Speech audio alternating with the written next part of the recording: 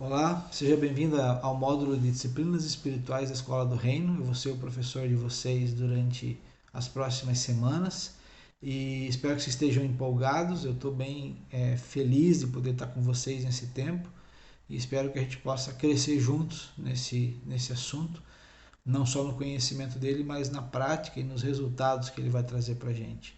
Antes de eu começar, da gente começar a falar do assunto, deixa eu dar para vocês algumas orientações. Peguem o material que está disponível em PDF. Vocês podem imprimir esse material para ir acompanhando, anotando. Podem também baixar isso no computador ou no celular. E à medida que a gente vai conversando aqui no vídeo, vocês podem também estar acompanhando o material lá e fazendo as suas anotações, as suas considerações. Eu vou tentar fazer vídeos curtos, ainda que eu possa fazer mais vídeos, para tentar ficar um pouco mais fácil de vocês depois acessarem de volta, assistirem de novo, ouvirem esses vídeos. Então, eu vou tentar deixar num tamanho não muito grande. E todas as recomendações de livros, nós vamos ter várias recomendações de livros, eu vou fazer em vídeos separados, tá? Para que possa também facilitar, melhorar o fluxo dos vídeos de aula, e vocês podem assistir os vídeos de recomendação de livros separadamente, ok? Podemos então caminhar aqui na direção da nossa disciplina. Falando em disciplina já, né? Quando a gente ouve a palavra disciplina, normalmente é uma conotação negativa, né? Ninguém pensa em disciplina como algo bom em princípio. A gente lembra da disciplina que a gente não gostava na escola, tipo matemática, por exemplo. A gente lembra do pai dizendo que ia disciplinar a gente quando chegasse em casa. Ou a gente lembra, em algumas igrejas usava esse termo também, quando o irmão fazia alguma coisa errada, um pecado, ele era disciplinado. Então a gente acaba tendo uma conotação um pouco ruim do termo. Mas é importante a gente observar que a palavra disciplina vem da mesma raiz da palavra discípulo. E nós todos somos discípulos, discípulos de Jesus. Nós somos aprendizes, nós estamos num caminho. Ele é o mestre e nós queremos chegar até ele. E é necessário disciplina para que a gente possa, então, ser transformado, para que a gente possa chegar à maturidade, à estatura de Jesus. O Chris Vallotton usa uma definição bem interessante. Ele fala que as disciplinas, elas criam estruturas internas para que a gente possa segurar a informação. E que Deus, então, precisa criar essas estruturas. É como quando você vai fazer uma casa, você precisa de um caixilho, de uma estrutura de madeira para poder fazer as vigas, fazer toda aquela estrutura da casa. Então a disciplina tem esse papel na nossa vida. Ela não é o fim em si mesma, ou elas não são o fim, mas elas nos conduzem, elas nos colocam num lugar para que a gente possa ser transformado por Deus. Ok? Dentro desse módulo, eu quero recomendar 3 livros básicos. Nossa bibliografia básica é composta de 3 livros. Eu vou depois falar desses livros em outros vídeos, por isso eu vou ser bem rápido aqui. O primeiro livro, o mais importante, é o livro Celebração da Disciplina, do Richard Foster. Então esse é o livro que, se você quiser, você deve comprar. É o livro que você pode dar de presente para alguém. Você não deve emprestar esse livro, quer dizer, empresta por sua conta e risco, né? Mas é um livro que você vai querer ler várias vezes, vai querer anotar, vai querer tornar esse livro seu. Então você vai querer, ao longo da sua vida, consultar de volta. É um livro que vale a pena. O outro livro que eu vou recomendar é o livro A Vida que Você Sempre Quis, do John Ortberg. Também é um livro que fala especificamente de disciplinas espirituais. E o terceiro livro, o livro Espírito das Disciplinas, do Dallas Willard. Esse livro vocês não vão encontrar para vender, dificilmente vocês vão encontrar, não está mais sendo editado. Então você pode encontrar talvez ele em PDF, provavelmente você consegue baixar ele. Eu posso tentar disponibilizar para vocês de alguma forma. Os outros 2 livros é possível comprar, são baratos e eu recomendo. Ok? Então, em termos de livros, é isso aí. O livro do Richard Foster, que a gente vai usar bastante, vai seguir a sequência dele, eu falo no vídeo que eu recomendo o livro, que ele vai falar de 12 disciplinas espirituais, e eu vou fazer só essa breve introdução aqui, porque é o que a gente vai comentar ao longo das disciplinas, ao longo das semanas, melhor dizendo. Ele fala de 12 disciplinas espirituais divididas em 3 categorias: as disciplinas interiores, as exteriores e as comunitárias. Então, nas interiores ele fala de meditação, oração, jejum e estudo. Nas exteriores ele vai falar de simplicidade, solitude, submissão e serviço. E nas comunitárias vai falar de confissão, adoração, orientação e celebração. Algumas você já ouviu falar, algumas talvez você já até pratique. A maioria de vocês devem orar, né? Vocês devem jejuar, devem estudar a Bíblia, devem servir em alguma coisa, devem ir numa celebração, devem adorar a Deus. Outras disciplinas talvez não sejam tão comuns, como a meditação, como a orientação, ou até entender o que é simplicidade. Talvez até você pratique, mas não saiba o que é. Então é isso que a gente vai conversar nas próximas semanas, para entender o que elas são, o que elas não são, qual o propósito delas na nossa vida cristã, como é que a gente consegue praticá-las, ok? O livro do Richard Foster começa de uma forma bem interessante. Ele começa falando assim: a superficialidade é a maldição de nosso tempo. A doutrina da satisfação instantânea é o principal problema espiritual. A necessidade desesperada de hoje não é de um número maior de pessoas inteligentes, nem de pessoas talentosas, mas de pessoas com profundidade. Ele fala que o mal da igreja, e eu creio que isso se aplica a nós também hoje, o grande mal da igreja é a falta de profundidade, de conhecer quem Deus é. Para que a gente possa adorar corretamente a Deus, para que a gente possa servir corretamente a Deus, nós precisamos conhecer quem Deus é, adequadamente. E para que nós sejamos transformados, nós precisamos aprofundar nossa vida cristã e além daquilo que a gente tem feito hoje. Se a nossa vida cristã hoje não tem dado resultados, não adianta continuar fazendo aquilo que a gente veio fazendo até então. Nós precisamos mudar os nossos hábitos, aquilo que a gente tem feito. Então, primeiro que eu quero conversar com vocês, eu quero quebrar alguns mitos sobre as disciplinas espirituais. O primeiro mito, talvez, que as disciplinas espirituais são para gigantes espirituais. Isso não é verdade. Para você praticar a disciplina, você não precisa ser um pastor de tempo integral, um missionário, alguém que tenha um chamado específico, e então você vai praticar o jejum, a oração, a meditação, a contemplação, a solitude e assim por diante. Não. As disciplinas espirituais, elas são práticas para qualquer pessoa, para seres humanos comuns como eu e como você. Pessoas que tiram o lixo, que lavam a louça, que cuidam dos filhos, que têm um emprego, pessoas normais no dia a dia. E isso é interessante. A prática das disciplinas não deve ser pensada como algo a ser feito no domingo à noite, ou no final de semana, ou em dias especiais. O melhor lugar para praticar as disciplinas é no meio dos relacionamentos comuns que a gente tem. Marido e mulher, pais e filhos, vizinhos, empregados e assim por diante. Ok? Então, é preciso desmistificar que as disciplinas são algo difícil e algo exclusivo para uma categoria de pessoas. Outra segunda coisa que eu quero falar, as disciplinas elas não são sufocantes. Elas não são algo que você faz para se punir, algo que você faz, mas que é muito ruim, não. O contentamento é o tom básico das disciplinas. Você precisa fazer essas disciplinas de forma prazerosa. E como é que eu faço um jejum de forma prazerosa? Entendendo o benefício que ele traz para a minha vida, entendendo o lugar que ele me leva. Então eu faço esse jejum com prazer, meditação com prazer, serviço com prazer, submissão com prazer e assim por diante.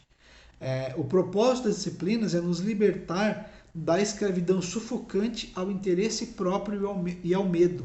Então as disciplinas vão nos libertar do egoísmo, do egocentrismo, elas vão nos libertar do pior carrasco que nós temos, nós mesmos. Então eu queria repetir essa frase para que você gravasse. A disciplina espiritual me liberta do meu pior carrasco, eu mesmo. Então elas são uma forma de caminho para a liberdade. Outra coisa, e a terceira coisa que eu quero falar, as disciplinas espirituais não são difíceis. Elas não exigem grande conhecimento teológico. Você não precisa ser um cristão de muitos anos, com muito conhecimento, para praticar a disciplina. Qualquer recém-convertido pode e deve praticar as disciplinas espirituais. Elas são algo para serem praticados desde o começo da vida cristã. Se você acabou de se converter, você deve começar a praticar as disciplinas espirituais hoje. O requisito principal para praticar as disciplinas espirituais é ter anseio, é ter sede de Deus. Se você tem sede de Deus e sede de mudar, então você está na condição de praticar as disciplinas espirituais. Então, iniciantes são sempre bem-vindos às disciplinas. E aí eu quero citar uma frase de Thomas Merton que fala o seguinte: nós não queremos ser iniciantes, mas que nos convençamos do fato de que nunca seremos nada mais que iniciantes a vida inteira. Sabe, uma das grandes coisas que as disciplinas vão trazer para a gente é a humildade, é o entendimento de que nós não somos tudo aquilo que nós achamos que somos.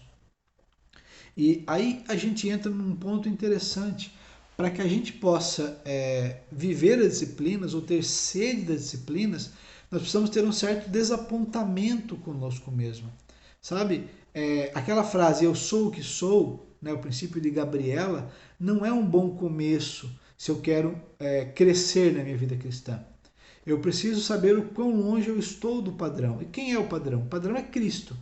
Então, como Isaías, quando vê Deus assentado no trono e diz, miserável homem que sou, né, ele diz, não é ele que diz, é Paulo que diz, né, ele fala, ai de mim, né, Paulo fala, miserável homem que sou, mas os dois tiveram a mesma visão. Eles viram a santidade de Deus e compararam a santidade de Deus, ó, minha mão aqui, né, a sua fraqueza, a sua imperfeição. Então, eles entenderam que precisavam caminhar numa direção. Então, o George Berg usa uma frase brincando consigo mesmo, né? Que ele fica desapontado com a falta de desapontamento que ele tem da vida que ele vive. Então você precisa estar desapontado num certo nível, né? Numa expectativa de querer algo mais, querer uma vida diferente, para que as disciplinas possam entrar. Lembrem, as disciplinas espirituais são para vocês, elas são para mim e para você. A disciplina espiritual não serve para o outro. A disciplina espiritual não serve para eu ganhar o favor de alguém ou o favor de Deus, para eu ganhar um espaço, um currículo dentro da instituição eclesiástica. Ela não serve para nada disso. Não serve para ganhar pontos com Deus. As disciplinas espirituais servem para me colocar num lugar onde eu possa ser transformado à semelhança de Cristo. Resumindo tudo, é para isso que elas servem. E é esse o propósito que a gente vai conversar ao longo das nossas aulas. E algo interessante que eu quero comentar com vocês, quanto mais Deus nos transforma, mais nos tornamos nós mesmos. Isto é, aquilo que Deus planejou que nós fôssemos. Vou repetir. Quanto mais Deus nos transforma, mais nos tornamos nós mesmos. Isto é, aquilo que Deus planejou que fôssemos. Kierkegaard fala o seguinte, e agora, Senhor, com tua ajuda, serei eu mesmo. Muitas vezes a gente acha que Deus vai nos transformar e quando nós formos semelhantes a Jesus, nós vamos ser todos robozinhos iguais. Nós vamos ser irreconhecíveis daquilo que nós somos. Isso não é verdade. Deus tem um projeto, Deus tem um plano e em cima desse plano há uma natureza pecaminosa. Há uma máscara, há um impostor que é colocado sobre ele que deforma o nosso eu. E à medida que Deus vai trabalhando e a disciplina ela exige esforço porque essa casca ela grudou de forma tal, nós vemos tanto tempo com essa máscara que a gente não consegue discernir o que somos nós e o que é essa natureza pecaminosa. Então nós precisamos de esforço, de disciplina, nós precisamos de continuidade para poder nos transformar. Mas quanto mais nos transformamos, mais parecidos com Cristo nos transformamos e ao mesmo tempo mais nos tornamos nós mesmos. De forma que à medida que a igreja vai amadurecendo, vai crescendo, ela não se torna um bando de pessoas iguais, que falam igual, que têm o mesmo sotaque, nada disso. Cada um é uma flor diferente nesse jardim de Deus. E na medida que nós nos tornamos mais parecidos com Jesus, nos tornamos mais nós mesmos. Fica mais evidente a natureza única que cada um de nós tem. Por isso eu digo, a maturidade, o crescimento traz liberdade, porque nos torna quem nós verdadeiramente somos. E descobrir quem você é, o propósito único que Deus tem na tua vida, é libertador, é gratificante. Você entende, Deus me fez de forma única e especial, colocou em mim talentos, dons, propósito e me fez diferente de qualquer outra pessoa. Não há comparação entre eu e qualquer outra pessoa no mundo. Então por que eu vou querer ser outra pessoa se Deus tem um plano especial para a minha vida? Esse é o caminho das disciplinas espirituais. Outra frase que eu queria que vocês prestassem atenção. A disciplina é a ponte que separa quem eu sou de quem eu preciso me tornar em Deus. Então há, num lado, o padrão que Deus me planejou, o sonho de Deus para mim, e do outro lado, quem eu sou hoje. E a disciplina me conduz nessa direção. De forma que o objetivo das disciplinas espirituais é que eu seja como Jesus. Simplesmente isso. Simplesmente como Jesus. É eu crescer de tal forma que eu viva como se Jesus vivesse a minha vida. Perceber as coisas com os olhos de Jesus, pensar como ele pensaria, fazer o que ele sentiria, sentir o que ele sentiria, fazer o que ele faria. Isso não de forma forçada, mas de forma natural. Que as minhas reações, elas sejam, os meus reflexos, eles sejam aquilo que Jesus faria. O C.S. Lewis usa uma analogia muito interessante no livro Cristianismo Puro e Simples. Ele fala ele fala dos ratos no porão. Então você tem lá um porão na sua casa e você acende a luz e os ratos saem correndo. Ele fala: a luz não criou os ratos, a luz apenas evidenciou o que já existia lá dentro. E quando você surpreendeu aqueles ratos com a luz, eles saem correndo. Da mesma forma, muitas vezes nós temos uma natureza pecaminosa que a gente tenta esconder. Mas num reflexo, num impulso, sem pensar, nós mostramos essa realidade e às vezes nós nos assustamos com nós mesmos. Né? E ficamos surpresos: como é que eu ainda tenho essas reações? As disciplinas espirituais, a transformação que Deus quer fazer em nós é para que as nossas reações automáticas sejam as reações que Cristo teria. De forma que num belo dia você reage como Jesus reagiria, de forma natural. Esse é o caminho que Deus tem para nós.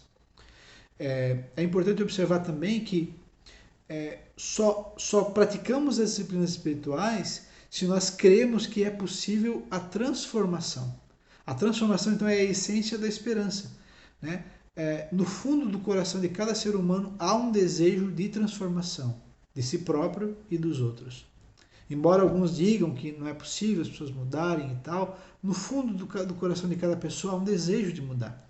Tanto que as pessoas fazem terapia, elas fazem academia, elas fazem grupo de apoio, elas leem livros de autoajuda, elas vão em seminários de motivação, elas criam listas de promessa de ano novo, tudo com a expectativa de mudar. Né? Quando você tem um relacionamento, seja marido e mulher, pais e filhos, sócios numa empresa, e a pessoa não crê mais na capacidade da outra mudar, então você tem ali uma vida tóxica, você tem assim um desespero.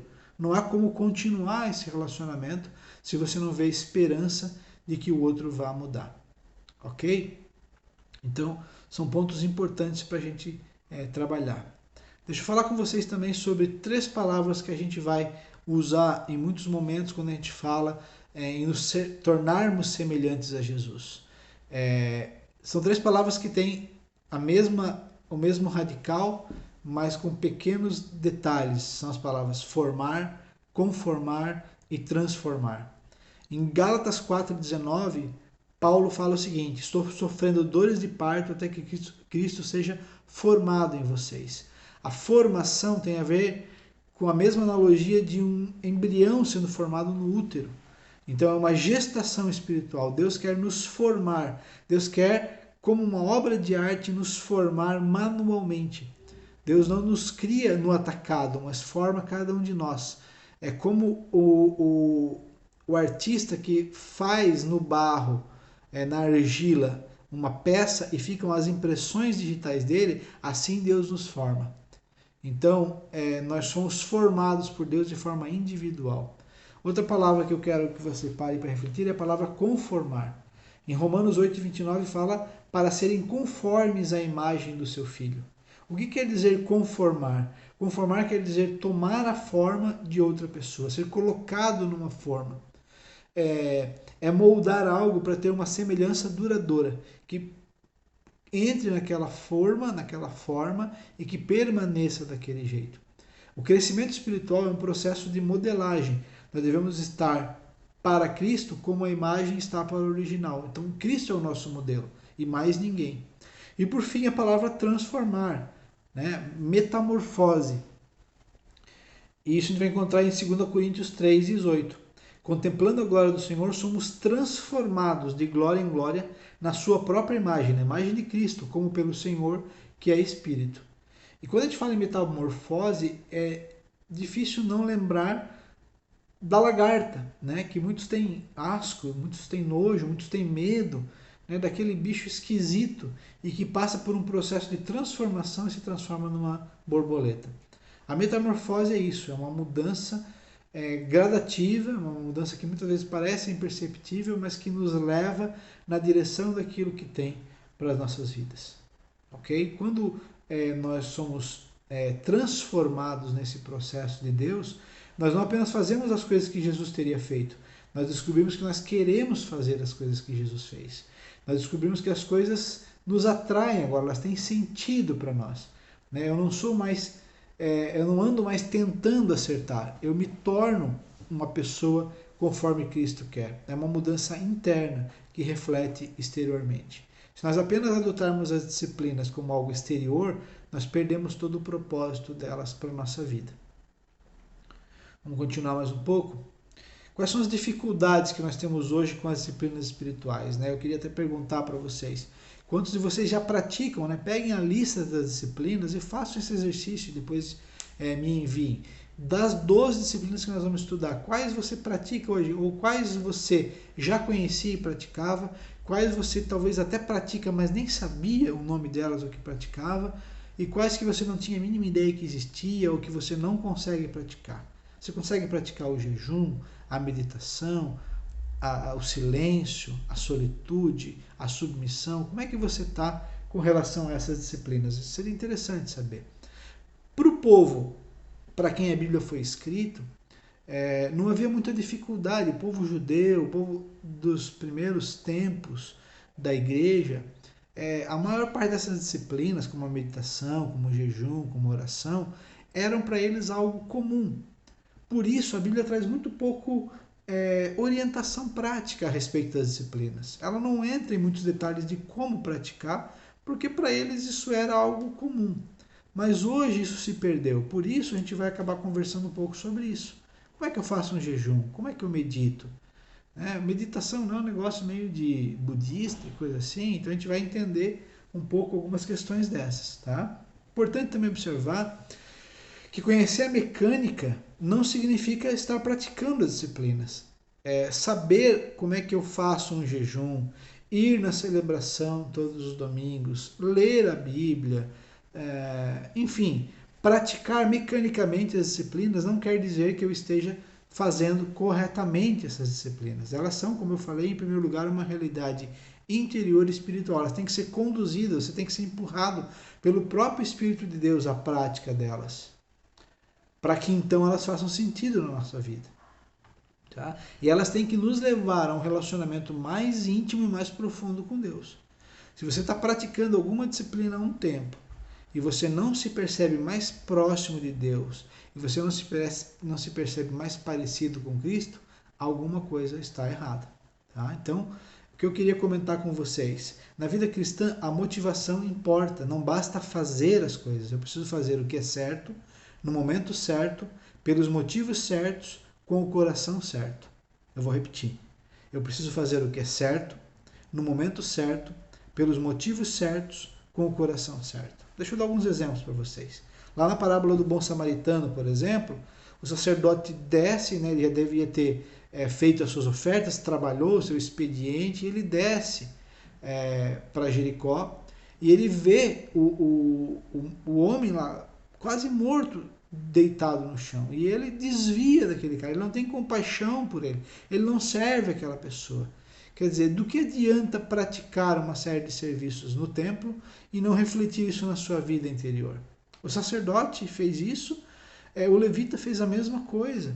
Quer dizer, o que as práticas espirituais que eles vinham fazendo, espirituais entre aspas, traduziram na vida dele? Ou na parábola do fariseu e do publicano, o fariseu dizendo que ele jejua 2 dias por semana e que ele faz isso e aquilo, orando lá, mas ele não tinha nada a apresentar para Deus. Ele era só uma casca de religiosidade. Não havia no interior dele uma vida real, uma comunhão com Deus. Deus não aceitava aquela oração.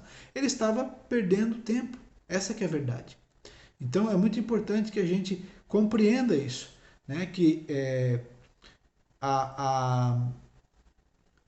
as práticas espirituais, das disciplinas espirituais, muitas vezes vão nos levar a outro lugar. Não é a prática em si, mas aquilo que ela nos conduz.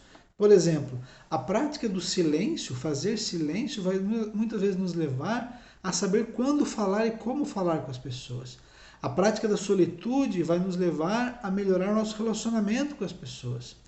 A prática de servir, que lembra escravidão, que lembra submissão, vai nos trazer muito mais liberdade. A prática do estudo vai nos levar a ser mais humildes e não mais arrogantes ou mais cheios de nós mesmos. Então é importante observar qual o sentido, para onde a disciplina tem que nos levar.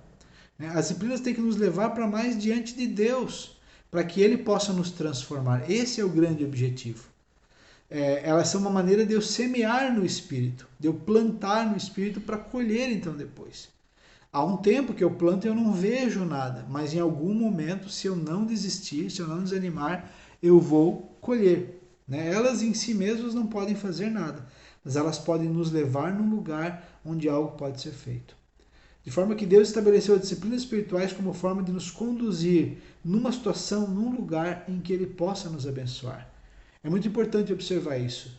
Deus quer ter relacionamento conosco, Deus quer nos abençoar. Parte dele sempre esse interesse. E Ele cria essas situações para que Ele possa, então, agir na nossa vida. Quando Deus cria, quando Deus estabelece as disciplinas, não é para o nosso mal, não é para castigar, pelo contrário, é para nos abençoar, é para nos fazer crescer cada vez mais.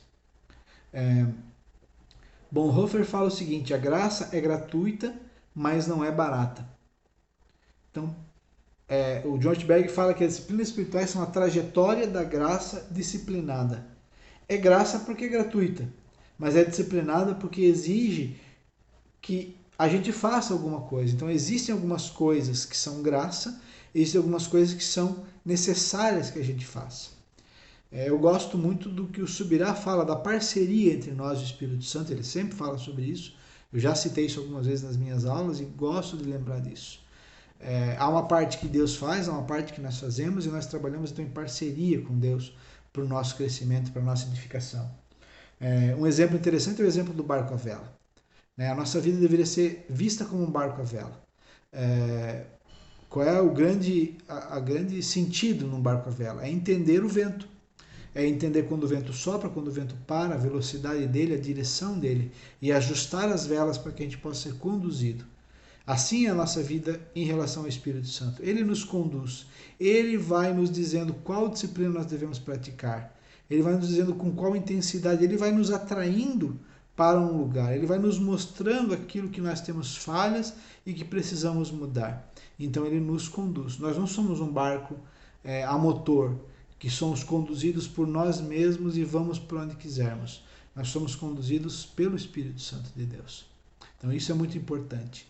Ok? Então, para finalizar, o crescimento espiritual é o propósito das disciplinas espirituais. Esse é o grande propósito deles.